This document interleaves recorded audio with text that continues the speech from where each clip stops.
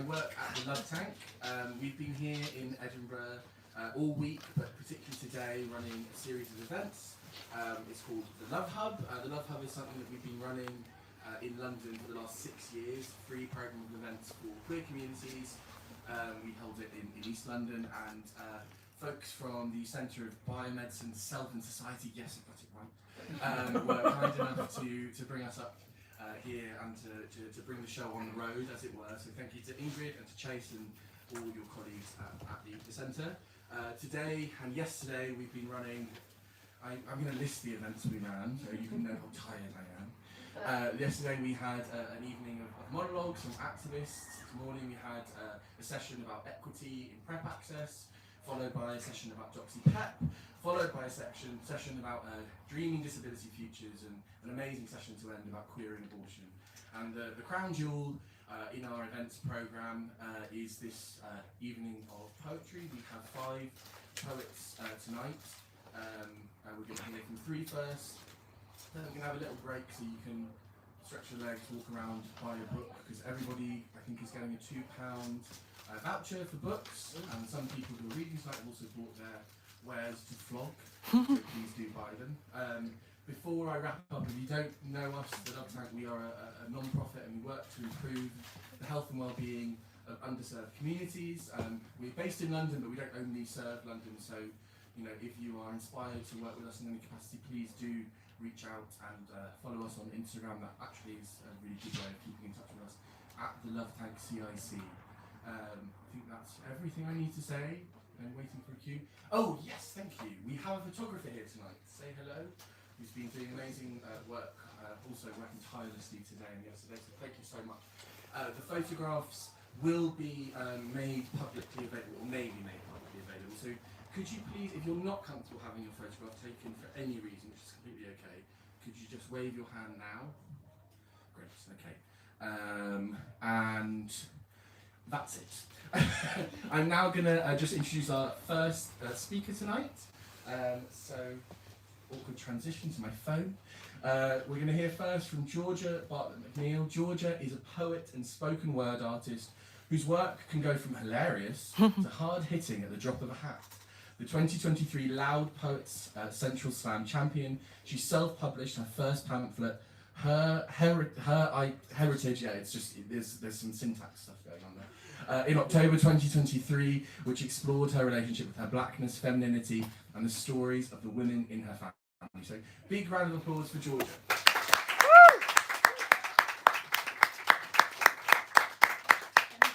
Because being 5'3" is not fun. Hi everyone.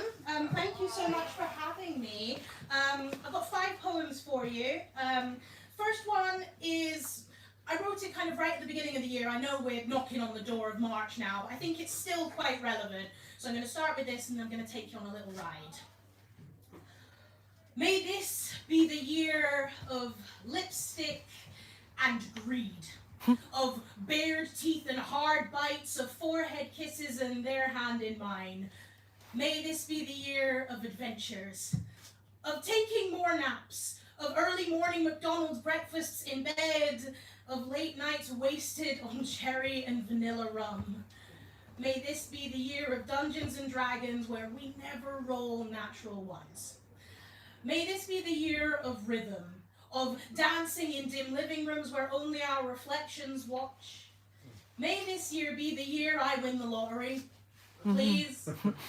The year I learn how God made time. The year that all that is otherwise defined as alchemy becomes known to me. May this be the year I am brave enough to attempt everything that I used to think was impossible, with enough hope that it won't break me. May this year not be a teacher of too much grief. Let it not be a leaky faucet from which stream so many of my grandmother's memories. Let it not make me learn the true weight of a life in death. Cast out false gods, cast out growing up, cast out growing old. May this year not be a call center where I am perpetually placed on hold.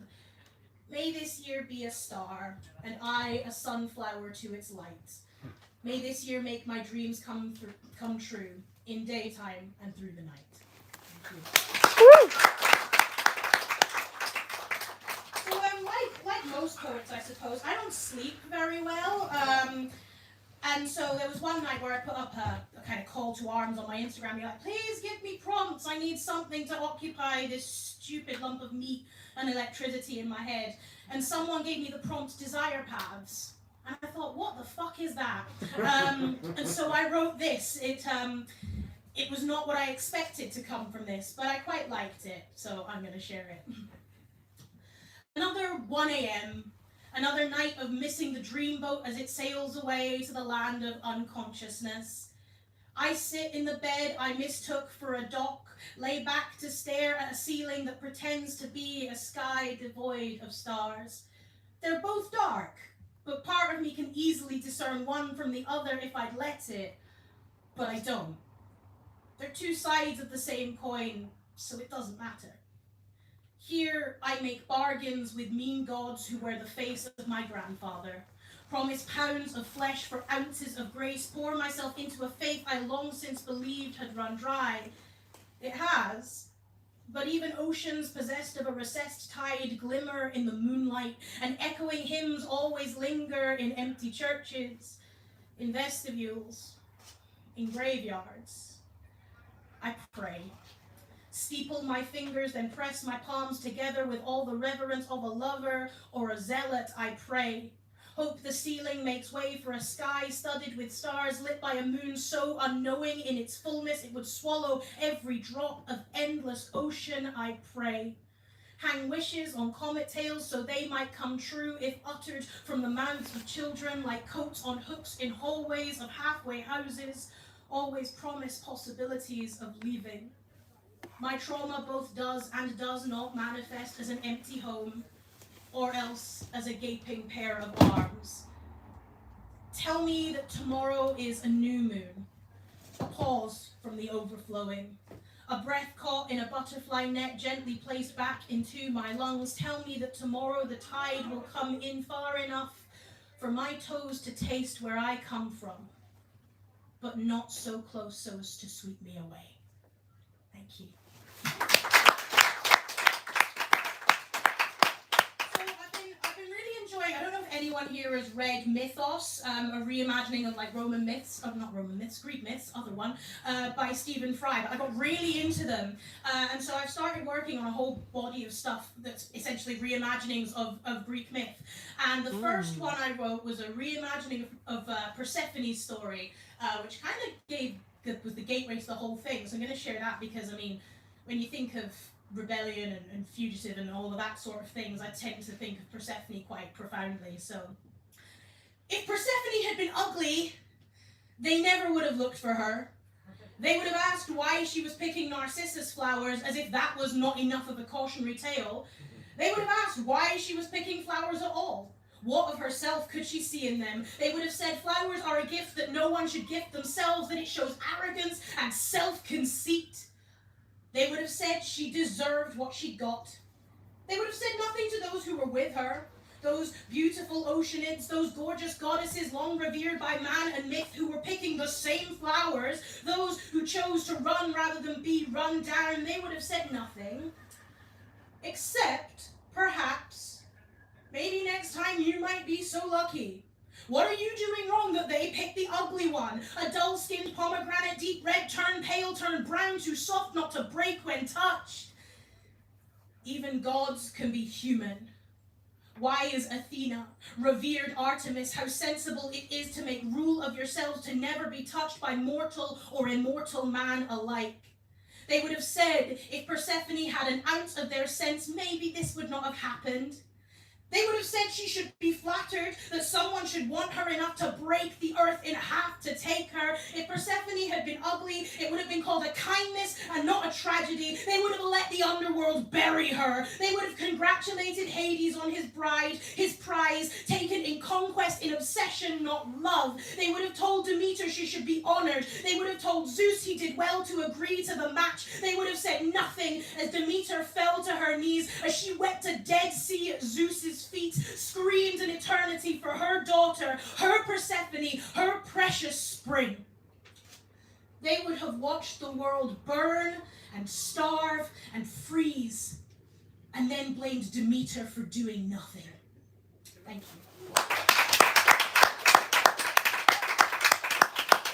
So I've got 2 more left for you. This next one is a bit of a long one that used poet's best friend, which is an extended metaphor on chess, and it's called War Cry / Battleground. I'm just going to stand back here because I feel like this chair is a bit in the way and I'm short, so I can project, it's fine. Thank you. My body is battleground. This body is a mass of conflict. My heart only knows to strike my head where it hurts the most. My lungs caught in a crossfire scope. They thrash in the throes of the tides of war, send up bubbles and foam from the sea, an endless game of chess between 2 queens, where the eventual victor is determined by far more complicated metrics than just being the one I feed. I run. Some days, it's all I can do, to run and spit blood, heave up protests, leave them half dead on the path behind me, my gifts to the world. Less often now, but still frequent enough that it bears mentioning. I am an open wound that shows very little sign of healing. Every breath embeds salt from the sea into me. It burns, so I venture inland. Trespass the places of my body I have never dared to touch. Hope the roving searchlights do not catch me in their gaze. You might ask me how I can be a stranger to myself, and I wonder whether I am better off knowing the answer to that question or not. My body is many things.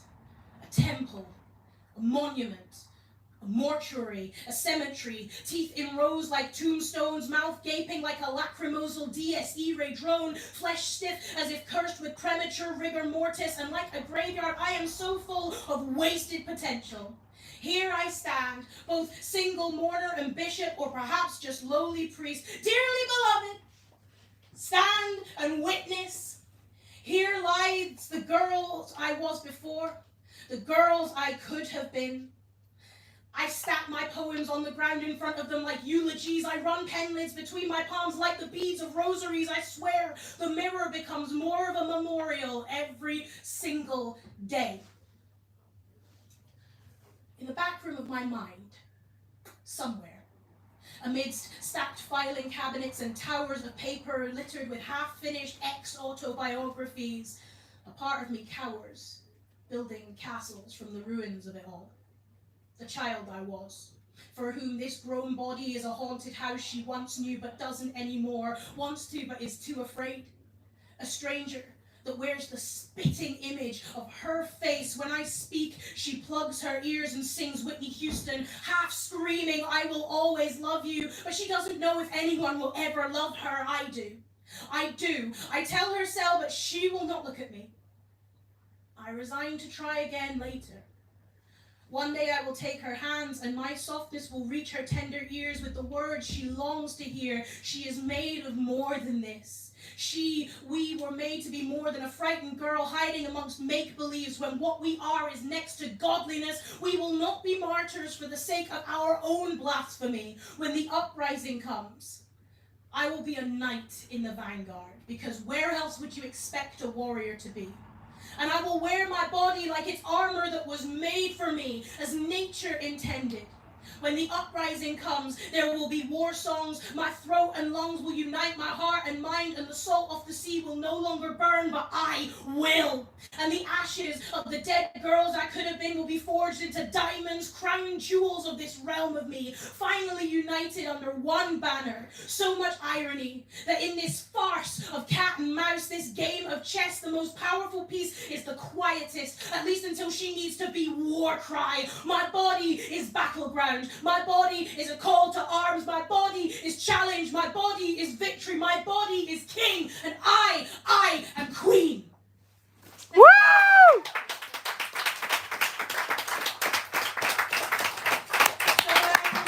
Thank you so much.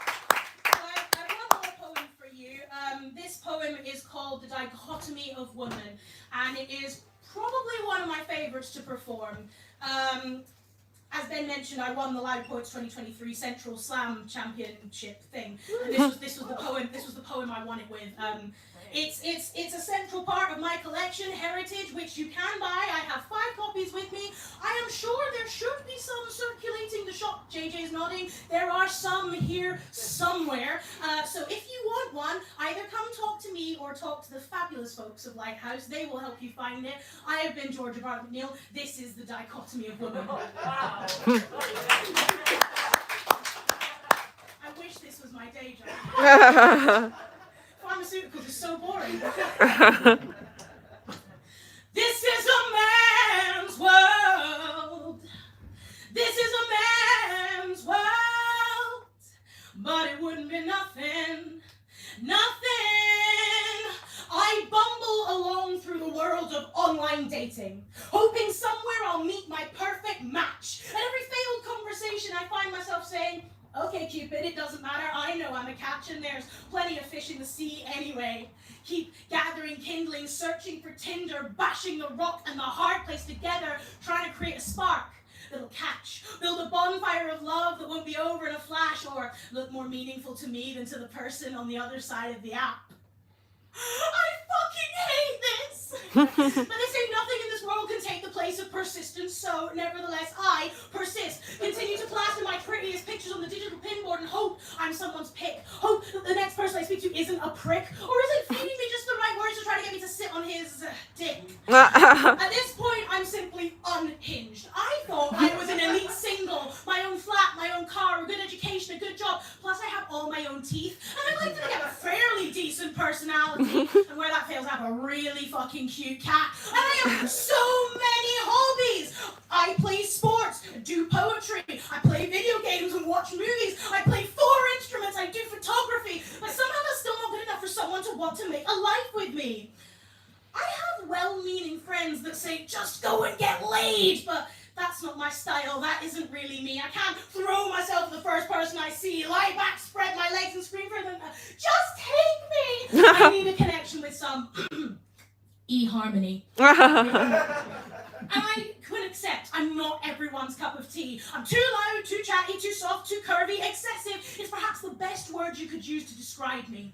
I'm an independent, badass, boss bitch with a hint of needy. But I'm kind and I'm smart and I'm honest and I'm strong. But if that's not your thing, then don't string me along. Don't get my hopes up. Then ghost me when I've given you what you wanted as if you had a right to it.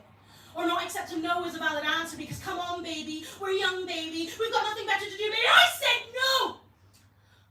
I said no. I said this body is too sacred. I'm trying so hard to unlearn my intrinsic hatred of it. It is too precious a thing for me to give to you, only for you to return it if it doesn't fit the way you thought it would. The way you thought it should. So here's a little tidbit. You can have this one on me. I do not exist to bridge the gap between what you want and who you need. Man may have made everything, but man sure as fuck didn't make me. This is a man's world. It wouldn't be nothing, not one little thing, without a woman or a girl. Thank you.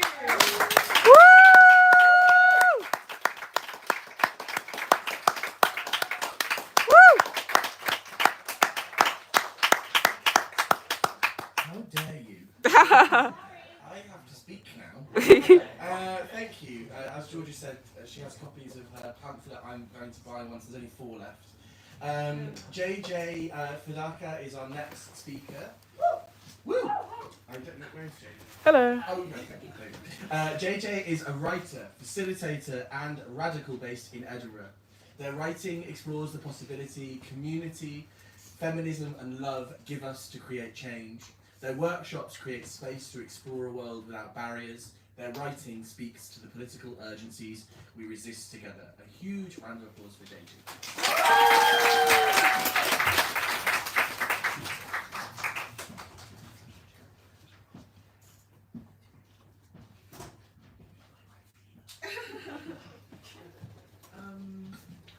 Thank you so much.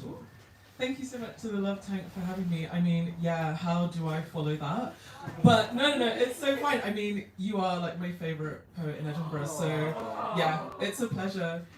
I am going to change the register a little bit. I've not performed poetry in a really long time because I think I've been scared to be honest. But yeah, relate. The room is full of writers, it's okay. Come and talk to me about it afterwards. But this week, I I came to the realization that my body was transforming and maybe my life was transforming. And I just wanted to like have a queer check-in. So that's what this reading is going to be about. I had my first Friendsmas this past festive period and realised I was a he-they lesbian. It was all very wild. Thanks so much. Thank you so much. And yeah, my family tried to get in contact with me and I wasn't ready to speak.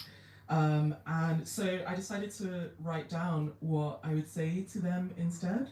Yeah, I was thinking very much about the past, and yeah, this poem is just called Plastic Cover Over the Settee. When I see who's really speaking, when you say, close your legs, girls act properly. Your father's eyes, bloodshot and tired, braces digging into his torso, the empire's horses raging behind him. And under the cover of the plastic settee, the life we never got to live, my mother and I speaking honestly. Beyond side glances denied and stolen back, a room full of soft newborn bodies sharing simple childlike truths. Life is this, no, not whatever roles we keep practicing and practicing. I haven't heard your laughter in so long. Silence is deafening and threatening. I can see who's really moving your lips, steadying your hand, stiffening your waist, locking us away from each other. Maybe you really wanted to say something else before you started shouting. I'm scared. I don't know what I'm doing. Maybe you wanted to say, help me. But that must have been misplaced, squeezed out like an air bubble when you put the plastic cover over the well-worn settee. Thank you.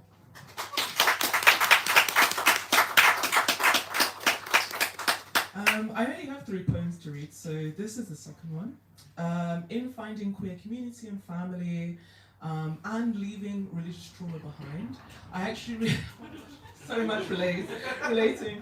I actually realized deeper religions in my history. So I'm Nigerian and have really been exploring voodoo and witchcraft, and I wanted to write a ode to Afrofuturism, because a lot of people, ancestry, anything black people say becomes a trend like 6 months later, and everybody's like, I'm speaking to my ancestors, I've got a ritual, I've got an altar, da da da da da. But I wanted to be really, really clear about who am I speaking to when I speak about my ancestors. So yeah, this is a clarifying poem, an ode to Afrofuturism. When I thank my ancestors, who do I mean? The stars hold on to everything they grieve. Sunburn on dry skin recreates, cannot quench the hot sand beach. A million past and future lives mushroom and collapse, disparate smoke inside me. Belly full of power, anger and danger, unleash the revolts and the revolting. A young sweet girl watches the corner, sick of sweet and the complacent world. With a child at her hips, she wonders, how many more madnesses will bring forth her brilliance and destiny, her birthright's erotic energy? When I thank my ancestors, who do I really mean? Moon, mother, sun, father, earth, we. Blood howls over bleached paper with no authority. I rap beautiful lyrical to the garden. Love songs and ice bath over my swollen feet. Tumble joyfully, listen carefully, be humbled by the cocoon and the cacophony. Thank you.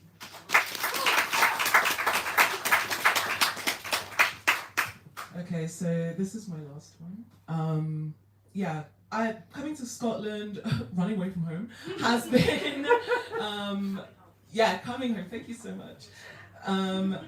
Finding community and chosen family has been so transformative for like understanding myself as a queer person and getting to live a queer life. When I was younger, I lived in Essex and it was very, very white and very middle class, and I thought I was the only lesbian in the entire universe. And do you ever do that? Well, not ever do that thing, but does anybody remember like suggesting something to your friends when you were younger, being like, what do you think about gay people? Being like, oh, I'm just a really big ally, like I'm just asking about the topics of the day, like, yeah, definitely not anything to do with me. And like I would watch TV and like, yeah, there would be shows with queer people and they were always in some like big city, and I always imagined myself like living in London or New York and finally getting to meet other queer people. So this was a poem I wrote with my younger self, just about where I imagined all the lesbians to be at that time. So it's called Where Are All the Lesbians?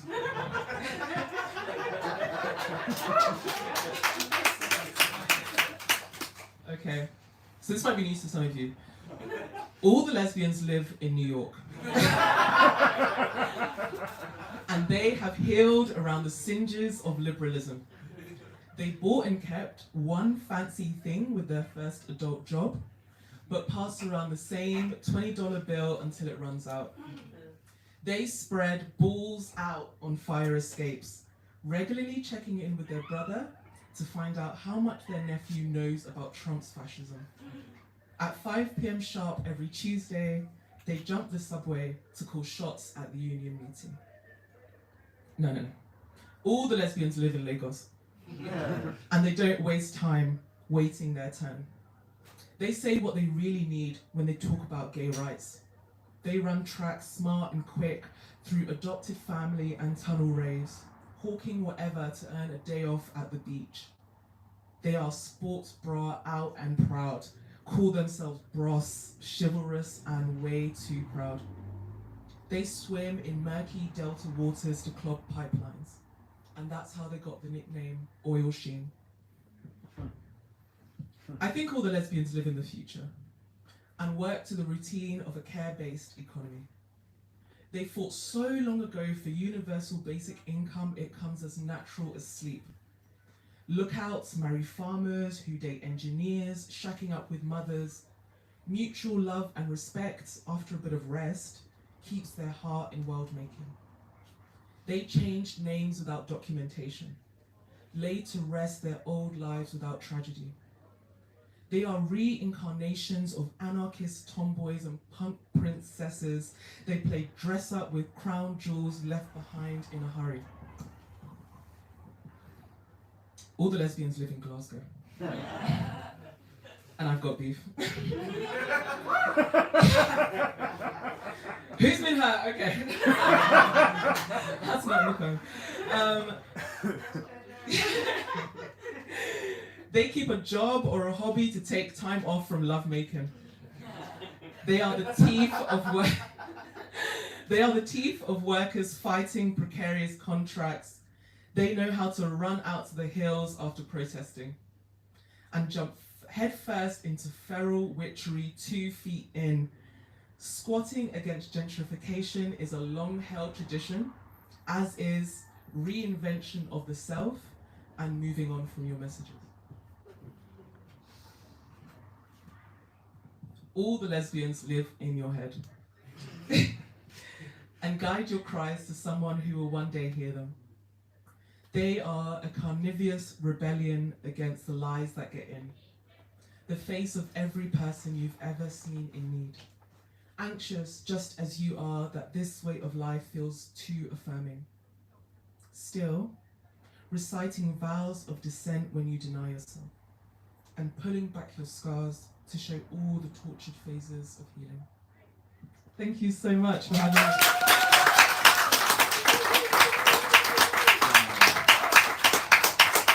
Thank you so much, Olivia. It was absolutely stunning. The new cried and then I was laughing really hard, so that was very cathartic. I'm going to introduce our next poet and then we'll have a break after this. Our next poet is my wonderful friend and colleague, Kylo Thomas. Kylo is a scholar activist, abolitionist, rhyme writer and skate rat, can confirm, based at the Love Tank, where his research is embedded in mutual aid, transformative justice and dismantling the carceral state.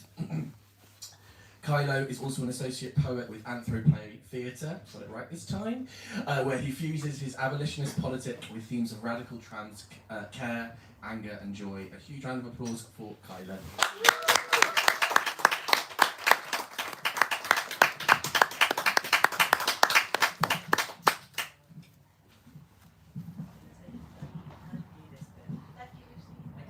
I freak out when I ask like that. Okay. You're here. Ben's here. Ominous. Yeah. Hi everyone. Thank you all for coming. Looking at all your beautiful faces, it makes me feel just really nourished and great. I'm going to read 2 of my poems tonight. I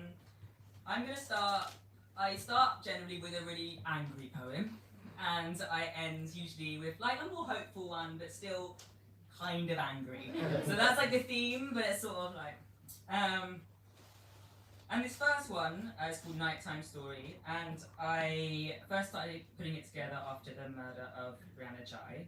And within that, I guess it fuses aspects of my own life, and my own upbringing, and lots of anger.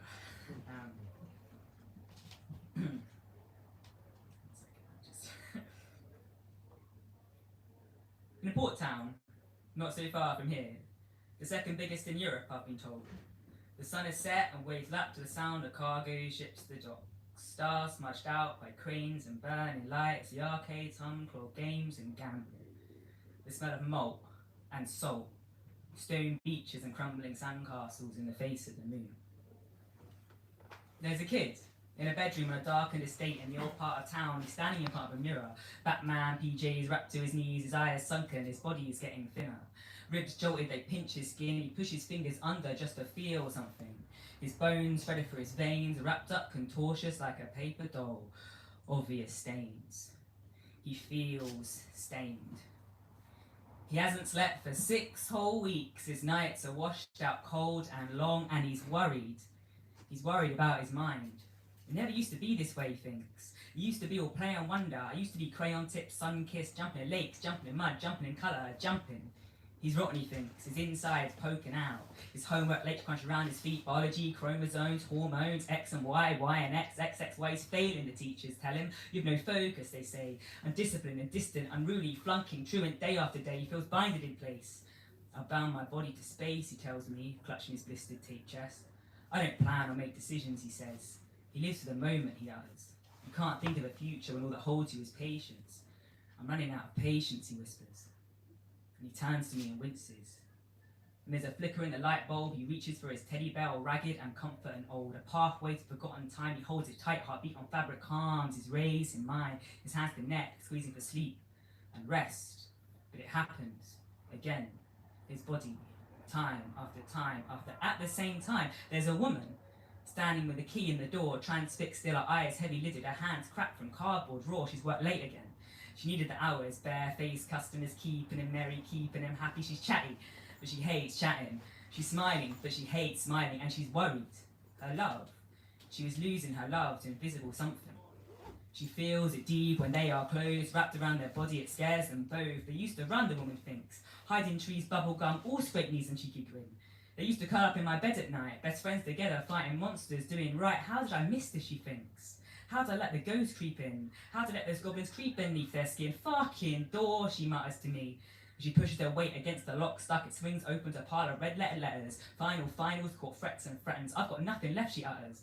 Her breath drifts like smoke, it's cold, in and out, my body's a rock, she thinks. It squeezed my insides out. There's nothing left, bare like my cupboard. She turns to the clock to find room, to sleep, to stop, to wait. She doesn't have time, she thinks. Night after night, day after day, time after time, after at the same time. There's a blue-eyed, wire-lit boy. Scratch cards peek from his Alessi jacket, wide-eyed, a zoot in his pockets. It's coins and flashing machines, time after time. He loves the clashing coins, the thrill of the wind. Smashing buttons makes him feel something.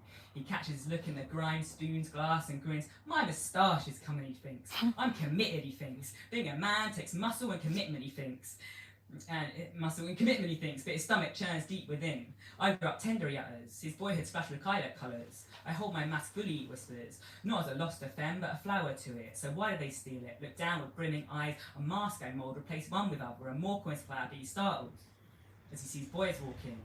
And they turn to him as the door slams shut. You're gonna cry there, pussy boy, he hears from above, and fear washes over him as he slowly looks up, and as the thumps roll in, and blood drips down throat.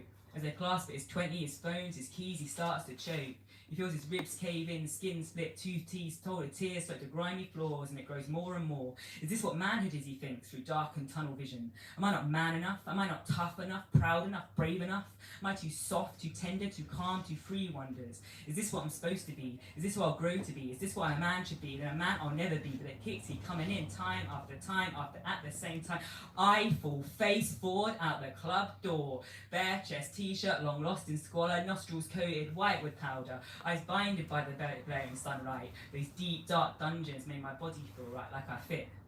I fit more these days. My scars are a privilege, I bear them often. Wobbly after years of pain, I hold them. Raised red, I honour them. It's others that don't, they hold a gun to them. Your smarmy politics, big man authors high on thrones. And they look at me smiling with their bothered little face. You think I'm bothered with their snarls and their bothered little face? And I feel my heart race, time after time. And as the grey waves lap so close, I take off my shoes. I see an ambulance, police screeching, brakes, the blue trotters out front. All I hear is their squeals as they wheel out his body. Limp stuck to gurney, we're losing her, they say, and I wince as I feel the boy's pain. His breath taut as they take his light with their sheaths, and their hers, and it hurts. It hurts us both. His blood leaves us both. I can barely breathe as the life leaves us both. Be patient, they say. Times will change, they say. It's not a hate crime, they say, when kids stab, kids' lives lost that you can't retrace, and you're starting to look bothered by my bothered, angry face. And as I leave the scene, and I've seen so many scenes, and I know that I'll see so many scenes to come, I look long across the sand to see a sharp, thin kid wrapped around a woman so tight, and she holds him close and protects his eyes from the howling sirens and the burning sunlight. And their softness pours over him. I kneel down next to them. I rest my head next to his in his lap, and there's safety in their love as they lack safety in the world. Can't we just be safe in the world, the kid whispers. Let's imagine and dream toward such things, he wishes. And I wish it too. We hold each other, those of us who have nothing left to lose.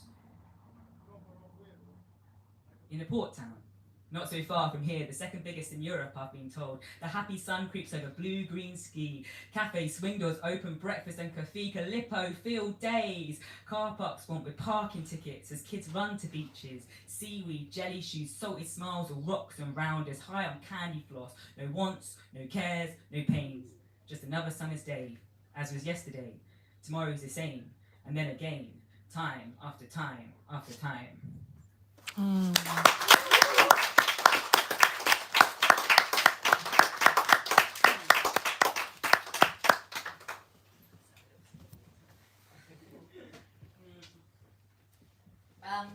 This next one is my less angry one. It's an empowering one, I think, for me at least. Maybe for somebody. It's called Mirrors, and it's quite new, so just be kind, yeah. One second, let me just get out of my. Okay. I hate mirrors, but I'm an addict, so I use them often. As a tool of interrogation. My whole life is a story as old as my Reebok classics. My Mighty Maxes are those reruns of cartoons that makes you feel nostalgic, which plays you back in time. And that's what I do. I meet myself in my reflection and make polite introductions and pretend that I can see me as me. And I ask him, as I stand before you naked, I wonder what you see. Your eyes move from place to place, I wonder what you see. Which scars you notice first? Which ones catch your eyes as they run across my body like archives engraved worn deep in a map of time? I wonder if you can see how hard it was to get here, but how tender it has been too. I wonder if you can place into words what you see, and if those words are kind when mine seem only cut me deep, set me back with my own tongue, and I ask it. As I stand before you naked, bare apart from socks, I wonder how I see me through you. I wonder if I can see myself at all. I wonder if I can trace my story back to that kid in the mirror. I wonder if I can see. No, I can.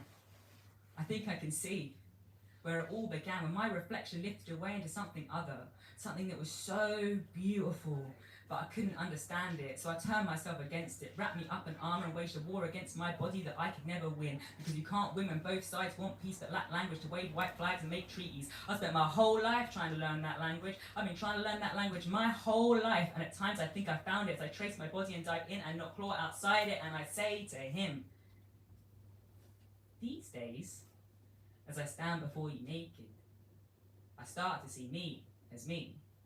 My language isn't perfect and my grammar's pretty shit, but I'm starting to write my own stories across my body in a way I never thought I could or would. So I raise my hand to the glass and see where one joins other, more solid than shadow, more delicate than photo. I see a bridge shape shifted in a form of my choosing without wiping away what was already there. Because what was already there was perfect. It just wasn't mine. But it was. But it wasn't.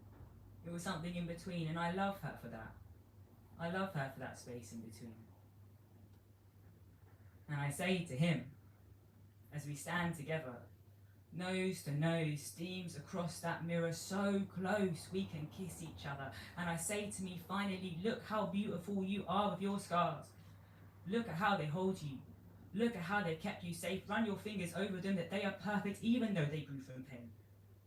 And I whisper, those maps they lead you no longer follow, but make your own, and they are more powerful than you can ever know, because you never hated mirrors. We were just taught to hate ourselves. So now, I stand before you naked, putting on clothes that fit so right, using muscles that feel so right, with newly hairy legs and arms that weirdly look so right, and I can turn away, step back into life, alive as one with my white flag, my dictionary, my scribbled book of words, and know that in a world that tried to steal my pain, I have a future that is full of colour, can only get brighter, because no longer sliced in two, I am pure power. I reign one with that dueling boy that's so much clearer, brimming from centre, and I scream louder than any poetry could ever muster, that I fucking love those shattered mirrors, because I can finally, endlessly see me as me.